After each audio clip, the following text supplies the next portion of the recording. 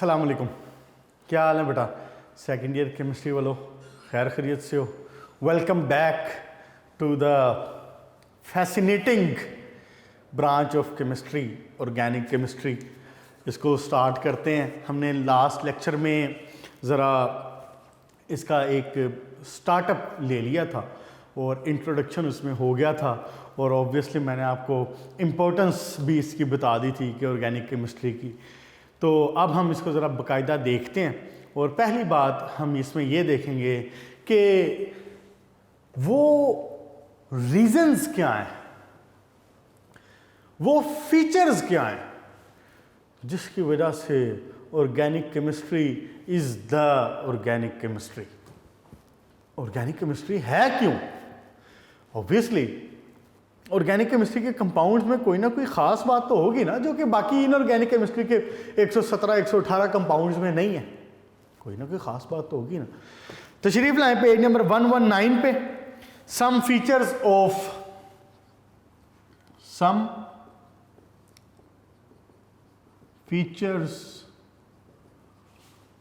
Of organic compounds.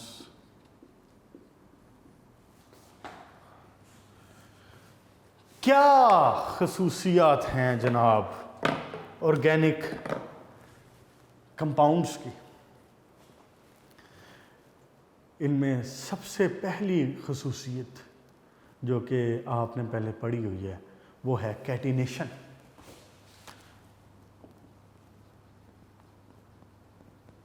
Catenation book में बड़ा अच्छा लिखा हुआ है।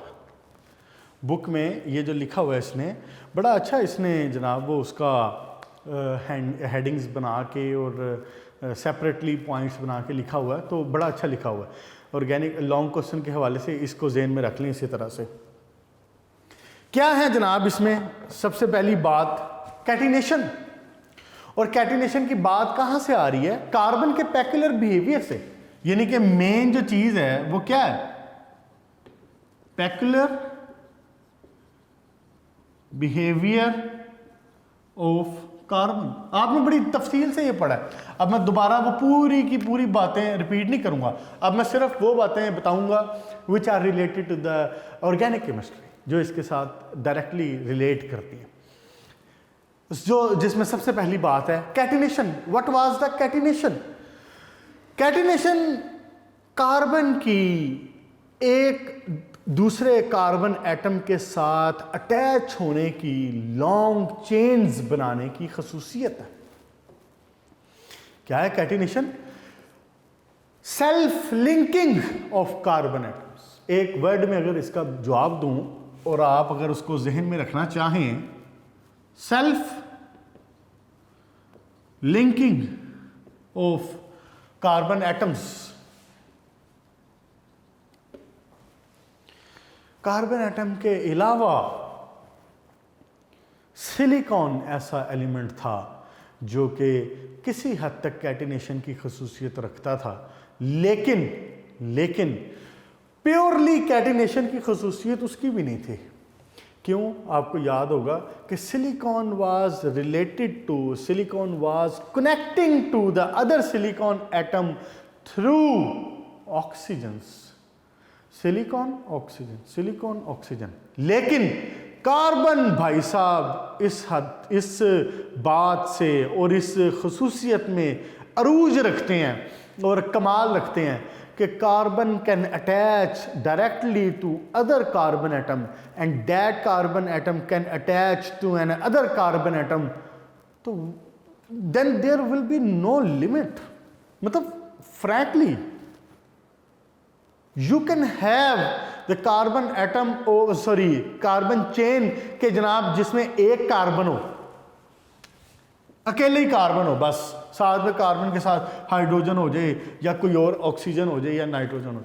यानी आई मीन टू से कि एक कार्बन एटम भी मौजूद हो सकता है और फिर आप हजारों की चेन भी बना सकते हैं। यानी ये कार्बन एक और कार्बन से अटैच, वो एक और कार्बन से अटैच, वो एक और कार्बन से अटैच, वो एक और कार्बन से अटैच। इधर से ये एक और से अटैच, ये एक और से अटैच, ये एक और से अटैच, ये जनाब आगे मजीद, ये इस तरफ मजीद, ये इस तरफ मजीद। ये कमाल है कार्बन का कि वो ये खसूसियत रखता है।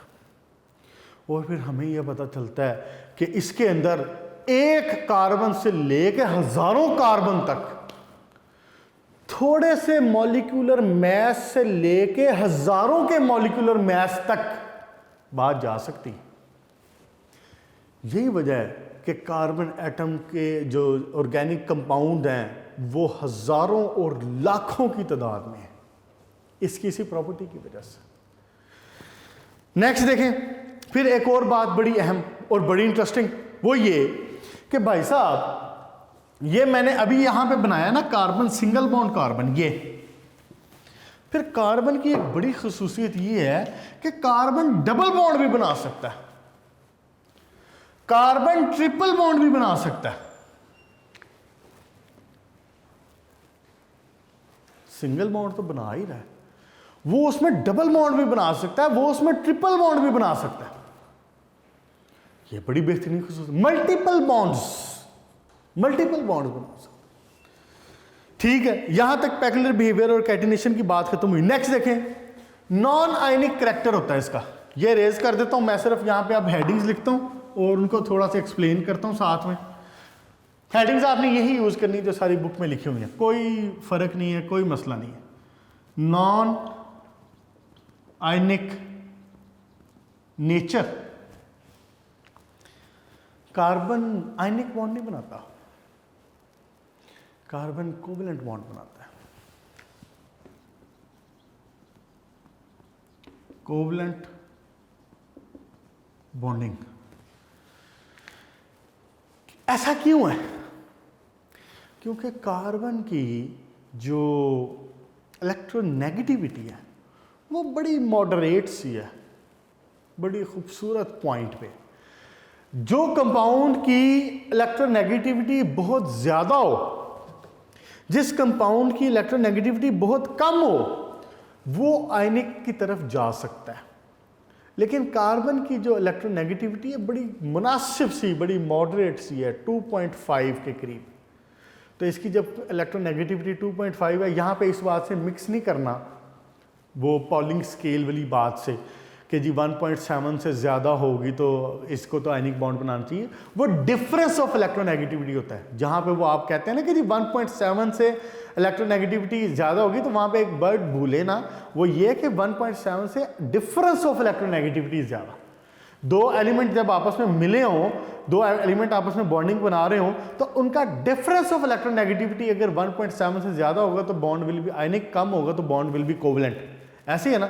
लेकिन यहां पे जो मैं बात कर रहा हूं वो स्पेसिफिकली कार्बन की इलेक्ट्रोनेगेटिविटी की बात कर रहा हूं, कोई 2.5 होती है इलेक्ट्रोनेगेटिविटी की। ये बातें भी सारी आपने पढ़ी हुई हैं 4th चैप्टर में। अब वहां पे हमने आपको पूरा बेसिक्स उस हवाले से दे दिया हुआ है, इसलिए मैं उनको बहुत ज़्यादा टच नहीं करूंगा, अब उनमें बहुत डिटेल में नहीं जाऊंगा। तो इसलिए carbon can have covalent bonding only, carbon covalent bond बनाता है। अब कोवेलेंट लिंकेज की ये बड़ी खसूसियत है, क्या कि इलेक्ट्रॉन्स का लेन देन किया झगड़ा नहीं है। बात गौर से समझिए आप, इलेक्ट्रॉन्स का लेने देने का झगड़ा नहीं है कि जी इलेक्ट्रोनेगेटिविटी ज़्यादा है तो जी मैं इलेक्ट्रॉन छीन लूँ, इलेक्ट्रोनेगेटिविटी कम है तो जी दूसरा एलिमेंट के मैंने इलेक्ट्रॉन लूज कर दिया, ओहो अब मैं क्या करूँ। ऐसे ही है। कार्बन की इलेक्ट्रोनेगेटिविटी इतनी मुनासिब सी है, वो कहता है भाई साहब लेने देने का झगड़ा क्यों हम इस फाइट में पड़े कि जी या तो रोटी आप खाओ या तो रोटी मैं खाऊं, या तो इलेक्ट्रॉन आपका हो या तो इलेक्ट्रॉन मेरा हो। कार्बन कहता है कि सुलह सफाई से जब काम हो सकता है तो वाई टू फाइट। कार्बन कहता है शेयर करते हैं यार, क्या मसला है, शेयर करें। एक कार्बन एक अपना 4 इलेक्ट्रॉन मैं देता हूं, 4 इलेक्ट्रॉन आप दें, आप भी राजी मैं भी राजी, मेरा भी ऑक्टेट पूरा आपका भी ऑक्टेट पूरा। नहीं, अच्छी बात है ना, sharing is caring, sharing is good thing. बच्चों को सिखाते हैं शेयरिंग इज केयरिंग, तो बड़ी अच्छी बात है। अब इस खसूसियत की वजह से देखें अल्लाह ने कार्बन को कितना दिया है कि उसके हजारों लाखों की तादाद में कंपाउंड है और आप उसको इतनी रिस्पेक्ट देते हैं कि आप उसको अलग केमिस्ट्री बना के उसमें स्टडी करते हैं ड्यू टू शेयरिंग। शेयरिंग क्या करें, आप भी शेयरिंग सीखें। उसके बाद जनाब अली तीसरा पॉइंट पे आए, वो क्या, वो है सिमिलैरिटी इन बिहेवियर। अच्छा ये भी अब बड़े मजे की बात है, सिमिलैरिटी इन बिहेवियर। अब ये भी बड़ी इंटरेस्टिंग बात है। मामला ये है कि कंपाउंड तो लाखों हैं, तो इन लाखों कंपाउंड को स्टडी करना तो बड़े मुसीबत वाली बात होनी चाहिए। फिर ये तो बड़ा अजाब हो जाएगा। लाखों कंपाउंड का हिसाब किताब कौन रखे? लाखों कंपाउंड को स्टडी करना, याद रखना, उनकी प्रॉपर्टीज को समझना, ये तो बड़ा मुसीबत वाला काम है और बड़ा वसी काम है। नहीं, कार्बन यहां पे भी आपके लिए आसानी क्रिएट करता है। कंपाउंड बेशक लाखों हैं, बात है गौर से समझे, कंपाउंड बेशक लाखों हैं, बट टाइप ऑफ कंपाउंड थोड़े से हैं, थोड़ी सी टाइप्स हैं। आप आगे जाके फंक्शनल ग्रुप स्टडी करेंगे।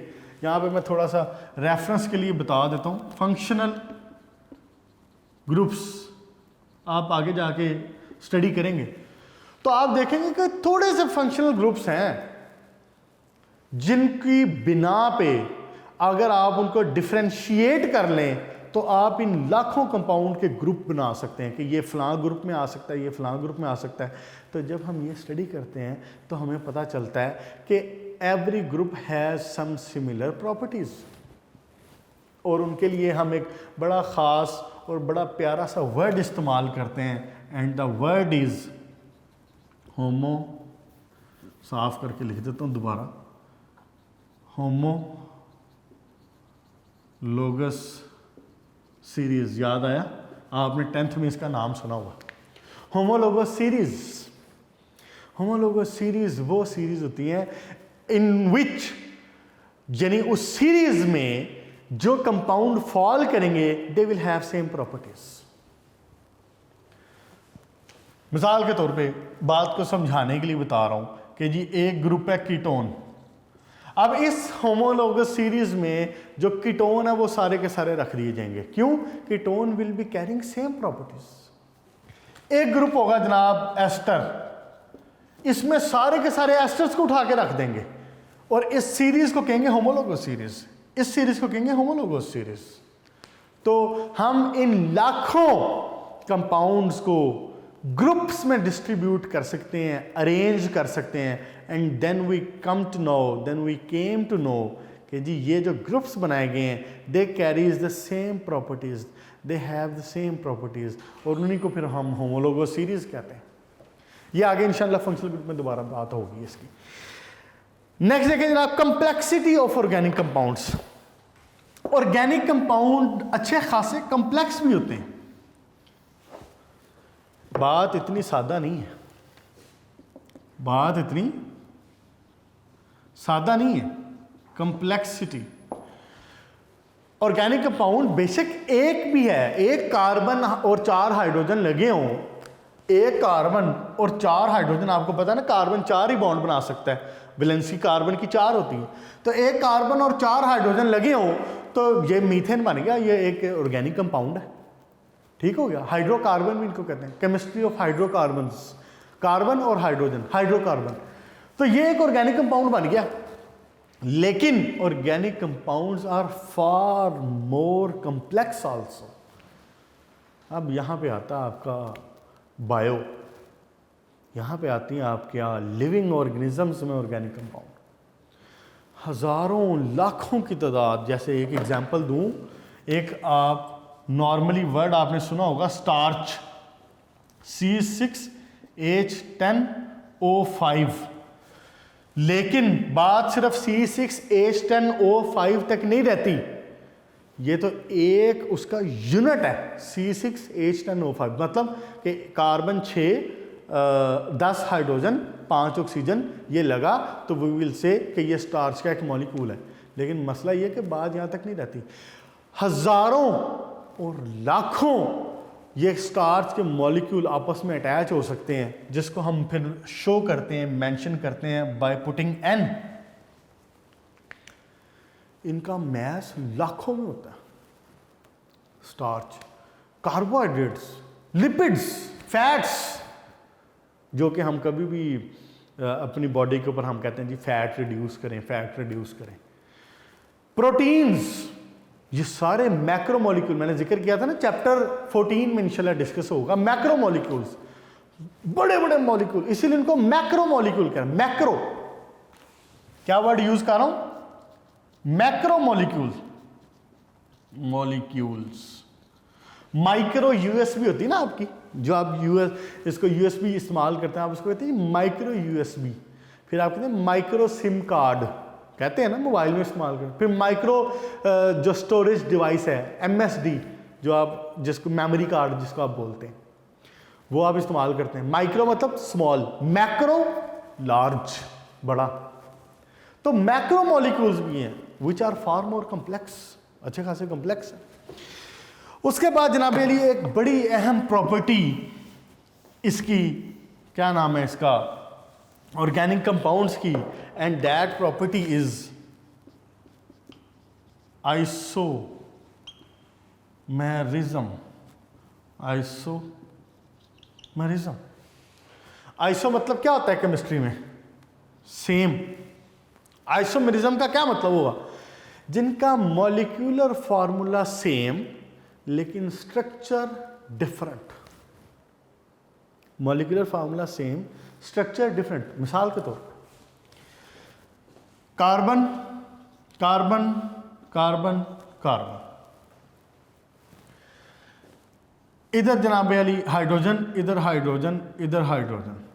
मिसाल के तौर पे एक एग्जांपल बना रहा हूं, इधर हाइड्रोजन, यहां पे हाइड्रोजन, यहां पे हाइड्रोजन, इधर CH3। CH3 लिख दें या इसी तरह लिख दूं, आप कंफ्यूज ना हो। फिलहाल अभी ऑर्गेनिक स्टार्ट हो रही है।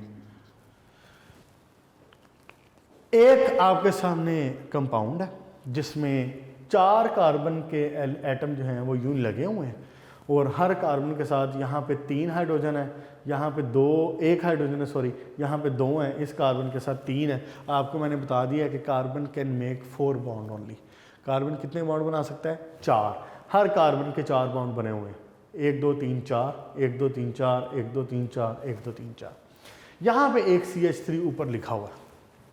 अगर मैं इसका मॉलिक्यूलर फार्मूला बनाना चाहूँ तो मैं क्या लिखूंगा? मैं लिखूंगा एक कार्बन, दूसरा कार्बन, तीसरा कार्बन, चौथा कार्बन, पांचवा कार्बन, C5। हाइड्रोजन कितने? 3, 4, 4 और 3 7, 8, 9, 10, 11, 12। मैं कहूंगा C5H12। मॉलिक्यूलर फार्मूला बन गया।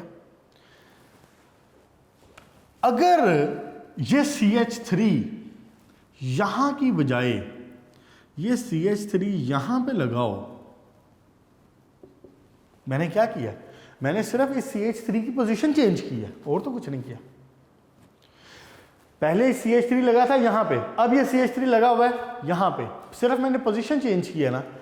तो इसका मॉलिक्यूलर फार्मूला अभी भी क्या होगा? 1 2 3 4 5 कार्बन, और आप गिन लें 12 हाइड्रोजन ही होंगे अभी भी, लेकिन इसका स्ट्रक्चर डिफरेंट हो गया, इसकी प्रॉपर्टीज डिफरेंट हो गई। आइसोमर, सेम मॉलिक्यूलर फार्मूला दोनों केस में सेम है। जब यहां था उस वक्त भी C5H12 था, यहां है इस वक्त भी C5H12 है, लेकिन स्ट्रक्चर डिफरेंट हो गया। जब स्ट्रक्चर डिफरेंट हुआ तो properties different.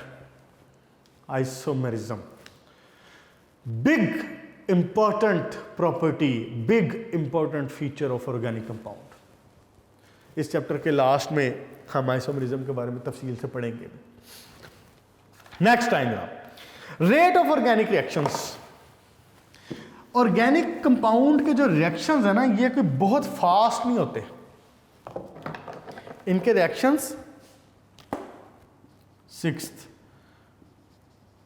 Rate of reaction, ये रिएक्शन बहुत फास्ट नहीं होते, रिएक्शन स्लो हुआ करते हैं। मोस्टली रिएक्शन स्लो होते हैं। इसलिए तसल्ली के साथ, आराम के साथ, जैसे वो कहते हैं ना slow and study wins the race, वो वाली बात है इनकी। आराम से रिएक्शन होगा तसल्ली के साथ, जिसकी वजह से कंपाउंड्स भी बेशुमार फिर बनते चले जाते हैं। उसके बाद नेक्स्ट देखें जी, सॉल्युबिलिटी। Last, solubility. एक जुमला याद करवाता हूं, लाइक डिजॉल्व्स लाइक। याद आया? Like dissolves like. मतलब क्या था इस जुमले का? कि polar will dissolve polar, non polar will dissolve non polar. Mostly organic compounds are non polar. Organic compounds are mainly these are non polar. तो नॉन पोलर को किस में डिजॉल्व होना चाहिए? नॉन पोलर में। पोलर को किस में डिजॉल्व होना चाहिए? पोलर में। क्लियर होगी बात? इसलिए सॉल्युबिलिटी की जब हम बात करेंगे तो हम ये कहेंगे कि क्योंकि organic compounds are non polar, they prefer to dissolve in non polar solvent. और चूंकि जो दूसरे कंपाउंड होंगे, मिसाल के तौर पे कोई पोलर होगा, तो दे डिजॉल्व इन पोलर सॉल्वेंट। यहां पे एक सवाल पैदा होता है। सवाल ये है, शुगर, चीनी, शुगर भी तो एक ऑर्गेनिक कंपाउंड है। Glucose, sucrose, fructose, sugars are organic compound. आप जनाब घर में आपके वालिद साहब या बड़ा भाई कोई आके कहता है कि जी बेटा एक गिलास रूह अफ़ज़ा तो बना दें, एक गिलास टैंग तो बना दें। आप जनाब फट जाते हैं, थोड़े से चीनी उठा के मिक्स करते हैं, उसके अंदर डालते हैं और चीनी को चम्मच को यूं करते हैं। 2 मिनट के बाद वो चीनी सारी गायब। आप उसमें टैंग डालते हैं, रूह अफ़ज़ा, जाम शीरी, जो भी डालना वो डालते हैं और बना के ला के दे देते हैं। तो हम तो कह रहे हैं कि जी sugar is a non polar. तो पानी तो एक सर्टिफाइड पोलर है, तो फिर पानी को क्यों, पानी उसको कैसे डिजॉल्व कर रहा है? इसीलिए तो फिर हम कहते हैं कि water is universal solvent. Due to hydrogen bonding water बहुत सारे नॉन पोलर कंपाउंड्स को भी अपने अंदर डिसॉल्व कर लेता है। क्लियर जी? नेक्स्ट, यहां पे बात इसकी खत्म हुई। सम फीचर ऑफ ऑर्गेनिक कंपाउंड की हेडिंग्स जेन में रखें। ऑब्वियसली जब हेडिंग्स जेन में होंगी तो आप बाकी जो छोटी मोटी चीज़ें हैं वो तो आप खुद से एक्सप्लेन कर सकते हैं, कोई बड़ी साइंस वाली बात नहीं, बस इसको याद कर लें अच्छी तरह से एक दफ़ा। नेक्स्ट एक छोटा सा टॉपिक है, इसको आज निपटा देते हैं। कितना टाइम बाकी है? 5 मिनट है, तो इसको देख लेते हैं। उसके बाद फिर नेक्स्ट हम sources of organic compound use करेंगे, स्टार्ट करेंगे। इंपॉर्टेंस ऑफ ऑर्गेनिक कंपाउंड क्या है, ऑर्गेनिक केमिस्ट्री क्या है? कोई इसमें ख़ास बात नहीं। आप देखें कि जो आपकी ज़िंदगी है, जो नॉर्मल हमारी रोज़मर्रा की ज़िंदगी, हमारी रोज़मर्रा की इस्तेमाल होने वाली चीज़ें, उनके अंदर बेशुमार इस्तेमाल है ऑर्गेनिक कंपाउंड का। जैसे कि मिसाल के तौर पे हमारे लिविंग सिस्टम्स में वही सारी बातें वैसे जो मैंने पहले रिपीट की हुई हैं, जो सारी मैंने इन्फॉर्म आपको पहले किया हुआ है। हमारी बॉडी के अंदर, लिविंग ऑर्गेनिजम्स के अंदर जो एंजाइम्स हैं जो प्रोड्यूस हो रहे हैं,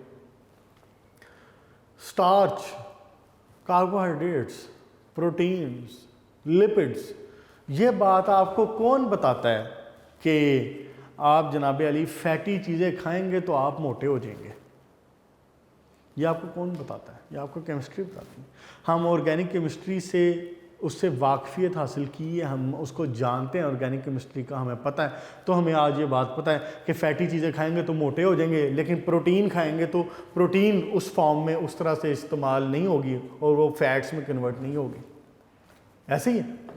बार वो एक आपका बायो का टॉपिक है, लेकिन इसमें क्या है कि आपकी जो इंडस्ट्रीज़ हैं, हमारी बेशुमार इंडस्ट्रीज़ जो जिनकी बेस पे, जिनकी वजह से कोई मुल्क चल रहे होते हैं, एक्सपोर्ट आप कर रहे होते हैं और आपके मुल्क को रेवेन्यू जनरेट हो रहा होता है, वो सारा बेशुमार ऑर्गेनिक केमिस्ट्री में उसमें इस्तेमाल हो रही है। मिसाल के तौर पे जैसे देखें, प्लास्टिक्स ऑर्गेनिक कंपाउंड, और आप आजकल की ज़िंदगी में प्लास्टिक के बगैर, बेशक प्लास्टिक हमारे लिए अनहेल्दी है, हेल्दी नहीं है कोई प्लास्टिक इतना ज़्यादा, लेकिन मसला ये है कि प्लास्टिक की वजह से हमारी ज़िंदगियों में आसानी इतनी आई है। आप आज देखें कि बेशुमार चीज़ें, हमारे इर्द गिर्द की चीज़ें वो प्लास्टिक में कन्वर्ट हो चुकी हैं। हमारी वालदा के पास या हमारी दादी अम्मा के पास जो वॉशिंग मशीन या जो इस तरह की चीज़ें थी, जो पंखे थे, आपको आज भी याद हो, आपने अपने घर में कोई पुराना पंखा या कोई इस तरह की चीज़ें देखी हो तो वो सारी लोहे की चीज़ें हुआ करती। वॉशिंग मशीन लोहे की हुआ करती थी। मेरी अपनी वालदा के पास जो वॉशिंग मशीन थी वो लोहे की थी, लेकिन अब आपको लोहे की वॉशिंग मशीन मिलती है?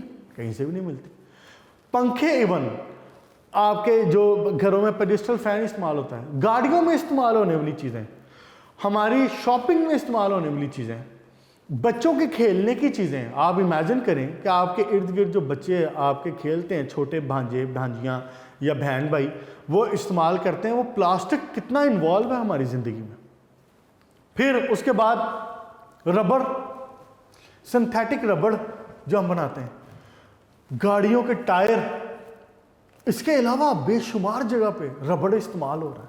जो हम बना रहे हैं, प्रोड्यूस कर रहे हैं, उसको इस्तेमाल कर रहे हैं। ये सारे ऑर्गेनिक कंपाउंड। आप इसका रबड़ के बारे में पढ़ेंगे भी थोड़ा सा, प्लास्टिक्स के बारे में, रबड़ के बारे में। उसके बाद मेडिसिन मैं जिक्र कर चुका हूं इनका। फिर बड़ी एक अहम और इंटरेस्टिंग चीज, प्रिजर्वेटिव क्या है?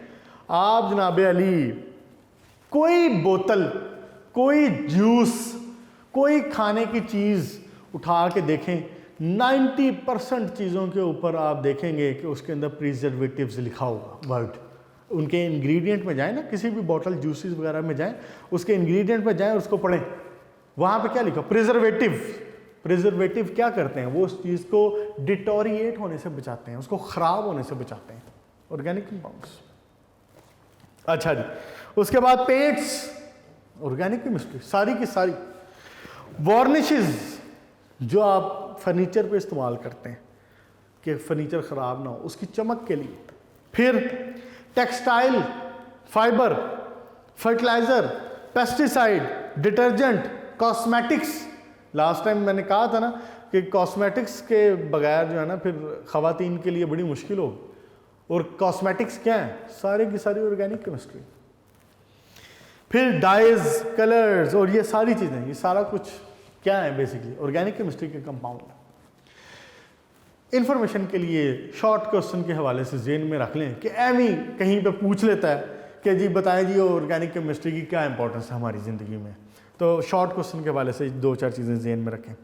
नेक्स्ट देखें sources of organic compound. Next long question है, इंशाल्लाह ताला इसको नेक्स्ट टॉपिक में करेंगे, नेक्स्ट लेक्चर में करेंगे इसको सोर्सेज। लेकिन एक जनरल से सिर्फ इंफॉर्मेशन देता हूँ कि बेसिकली जो ऑर्गेनिक कंपाउंड है वो कहाँ से हासिल किए जा रहे हैं।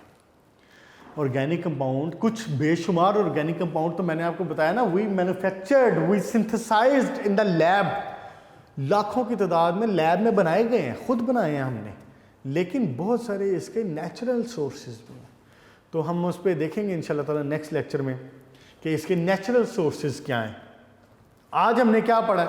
आज हमने बेसिकली पढ़ा है कि जी इनके इम्पोर्टेंट फीचर क्या हैं, ऑर्गेनिक कंपाउंड के इम्पोर्टेंट फीचर क्या हैं। वो हमने देखा कि जनाब पैक्युलर बिहेवियर ऑफ कार्बन, और उसमें अहम चीज़ कैटिनेशन। उसके बाद non ionic nature, covalent bonding. फिर हमने देखा कि सिमिलैरिटी इन बिहेवियर है। सिमिलैरिटी इन बिहेवियर किन बिना पे है? वो उसके ग्रुप्स की बिना पे है, वो उनकी होमोलोगस सीरीज जो बना लेते हैं उनकी बिना पे कि एक होमोलोगस सीरीज कहती है उनको है which have the same properties. Homo मतलब सेम। उसके बाद फिर हमने बात की कि complexity, organic compound, some organic compound are simple से भी हैं, 1 carbon, 2 carbon, 5 carbon, 10 carbon, but many of them are containing hundreds of carbons. और उसमें उनकी वजह से उनका जो मॉलिक्यूलर मास है वो हज़ारों और लाखों में जाता है। आइसोमरिज्म बड़ी इंपॉर्टेंट प्रॉपर्टी कि मॉलिक्यूलर जो उसका है स्ट्रक्चर, वो molecular mass will be same, structure will be different. Rate of reaction is not very fast, slow rate of reaction होता है। solubility, like dissolves like, polar will dissolve polar, non-polar will dissolve non-polar. तो mostly organic compound has the solubility with the non polar compound. क्यों? क्योंकि organic compounds are basically non polar. Non polar will dissolve in non polar, लेकिन water में ये dissolve हो जाते हैं. इसीलिए फिर वाटर को हम यूनिवर्सल सॉल्वेंट कहते हैं, because water develops the hydrogen bonding. Hydrogen bonding develop कर लेता है वो बेसिकली, इसलिए वो उसको अपने साथ डिजॉल्व कर लेता है. उसके बाद फिर हमने इसकी इंपॉर्टेंस ऑफ ऑर्गेनिक कंपाउंड का एक शॉर्ट क्वेश्चन देखा है, और नेक्स्ट इंशाल्लाह ताला हम स्टार्ट करेंगे सोर्सेज के बारे में और इसको तफसील से देखेंगे. फिर यहाँ तक के लिए इतना रखें, इसको याद कर लीजिएगा अच्छे तरीके से. अपना ख्याल रखिएगा. Good luck.